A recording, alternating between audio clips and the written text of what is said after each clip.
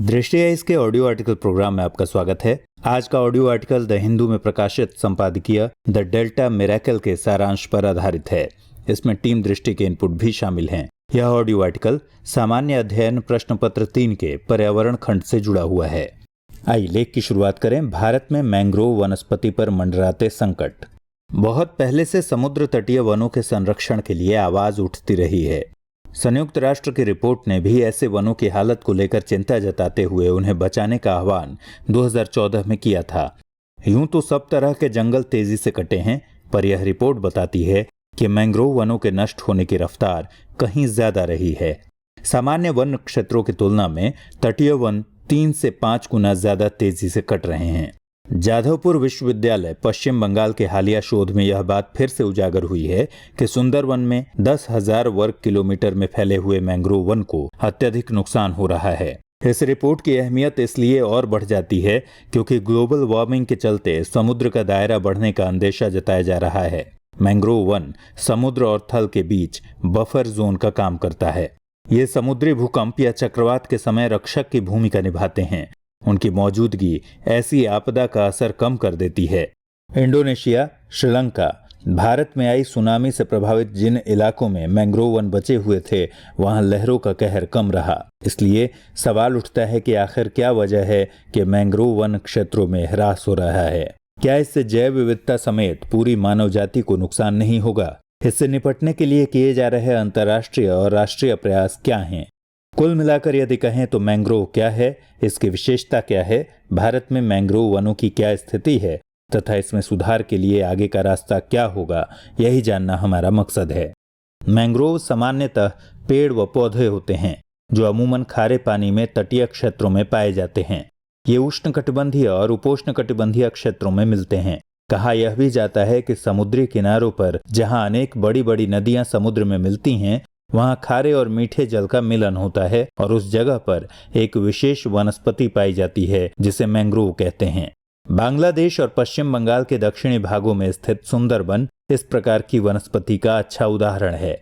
वस्तुतः इस प्रदेश का नाम सुंदरबन इसीलिए पड़ा क्योंकि वहां सुंदरी नाम के वनस्पति के वन पाए जाते हैं। मैंग्रोव वन पृथ्वी के गर्म जलवायु वाले प्रदेशों में मिलते हैं। उनके पनपने के लिए कुछ मूलभूत परिस्थितियों का होना अत्यंत आवश्यक है, जैसे जल का निरंतर प्रवाह, मिट्टी में ऑक्सीजन कम मात्रा में होना और सर्दियों में औसत तापमान 16 डिग्री से अधिक रहना। इस सदी के पहले वर्षों में जितने मैंग्रोव वन थे, आज उनका 60% नष्ट हो चुका है। फिर भी पृथ्वी पर इस प्रकार के जंगलों का विस्तार 1 लाख वर्ग किलोमीटर में है। मैंग्रोव वन मुख्य रूप से ब्राजील में लगभग 25,000 स्क्वायर किलोमीटर, इंडोनेशिया में 20,000 स्क्वायर किलोमीटर और ऑस्ट्रेलिया में 10,000 स्क्वायर किलोमीटर क्षेत्रों में फैला हुआ है। केवल ब्राजील में विश्व भर में पाए जाने वाले मैंग्रोव वनों का लगभग आधा मौजूद है। जहां तक भारत में मैंग्रोव वन की स्थिति का सवाल है, तो वन रिपोर्ट 2015 के अनुसार मैंग्रोव वन भारत में 4740 वर्ग किलोमीटर क्षेत्रफल में पाया जाता है, जो विश्व मैंग्रोव का 3% है। भारत के कुल मैंग्रोव क्षेत्रफल का लगभग आधा भाग सुंदरवन में ही है। भारत का मैंग्रोव क्षेत्रफल कुल भौगोलिक क्षेत्रफल का मात्र 0.14% है। भारत के मैंग्रोव वनों का 70% से अधिक देश के पश्चिमी भागों में पाया जाता है। वनस्पति विज्ञान के जनक कहे जाने वाले थियोफ्रेट्स ने इन पौधों का वर्णन करते हुए लिखा है कि ये पौधे अपनी आधी ऊंचाई तक पानी में डूबे रहते हैं और अपनी जड़ों द्वारा एक पॉलिप की भांति सीधे खड़े रहते हैं। ऐसा समझा जाता है कि मैंग्रोव वनों का सर्वप्रथम उद्गम भारत के मलय क्षेत्र में हुआ और आज भी इस क्षेत्र में विश्व के किसी भी स्थान से अधिक मैंग्रोव प्रजातियां पाई जाती हैं।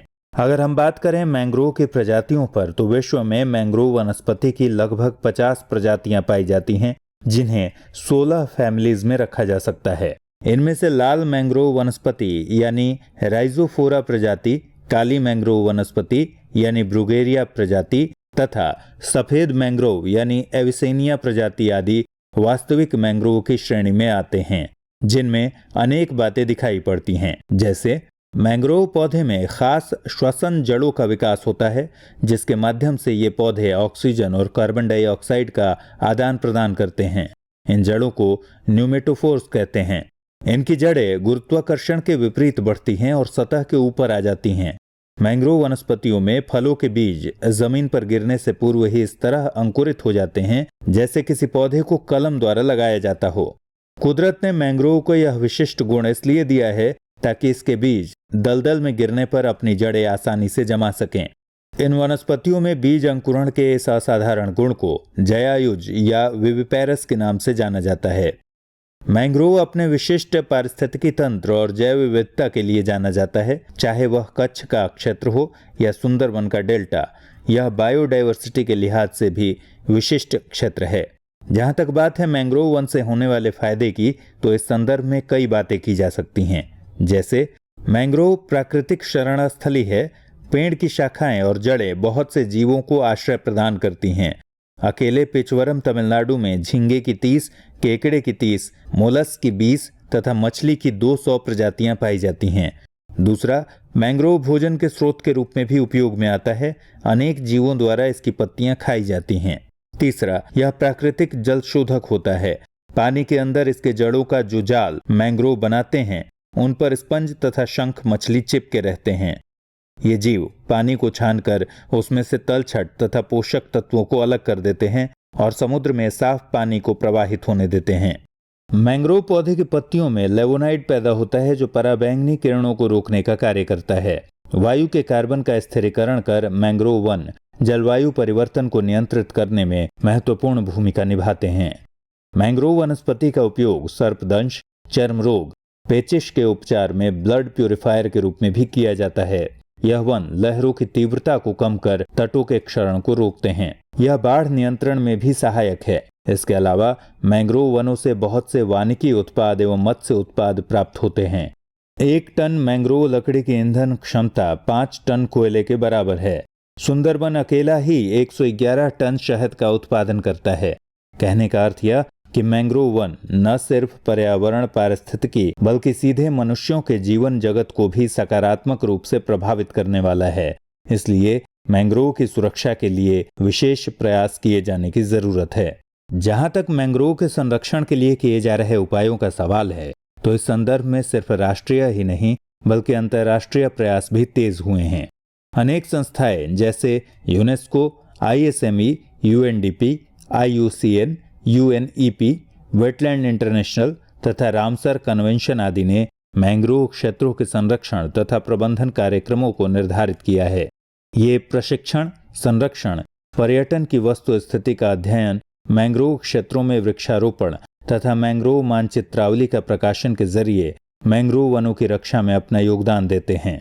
इस संदर्भ में रामसर कन्वेंशन की चर्चा आवश्यक जान पड़ती है। गौरतलब है कि रामसर सूची में शामिल क्षेत्रों में 1/3 से अधिक मैंग्रोव क्षेत्र हैं। इसके सदस्यों ने 200 लाख हेक्टेयर मैंग्रोव नम भूमि के संरक्षण पर सहमति व्यक्त की है। इसके अलावा अमेरिका ने 1992 में 50 देशों के 300 गैर सरकारी संगठनों, 200 वैज्ञानिकों आदि को जोड़कर मैंग्रोव एक्शन प्रोजेक्ट की स्थापना की।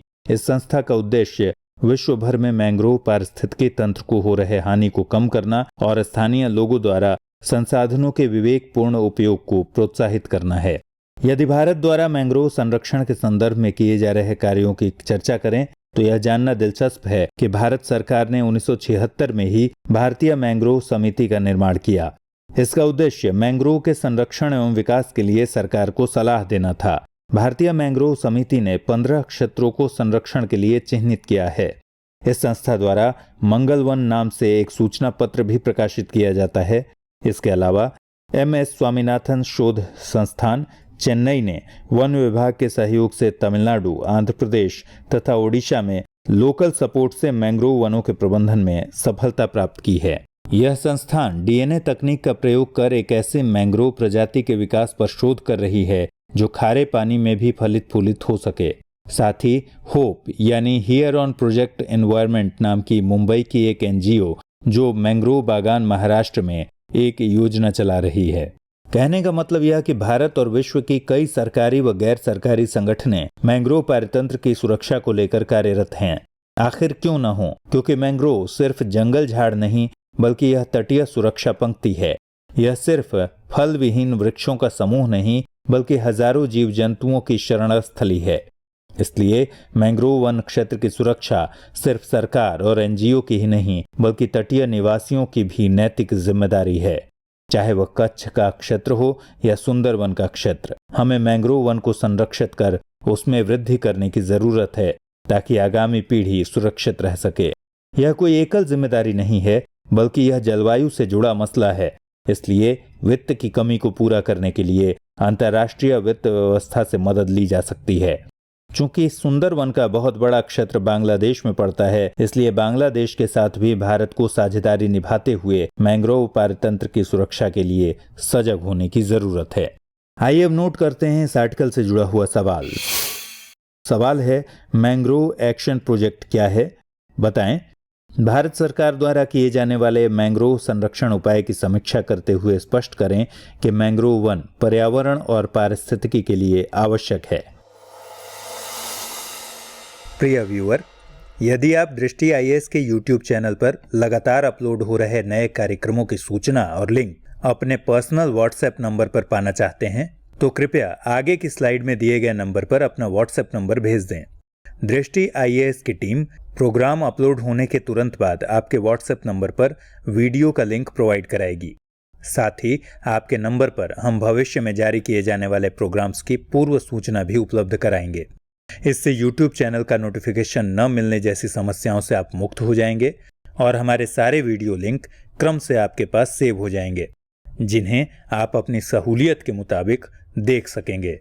दृष्टि आईएएस YouTube चैनल का व्हाट्सएप नंबर है 9205885191।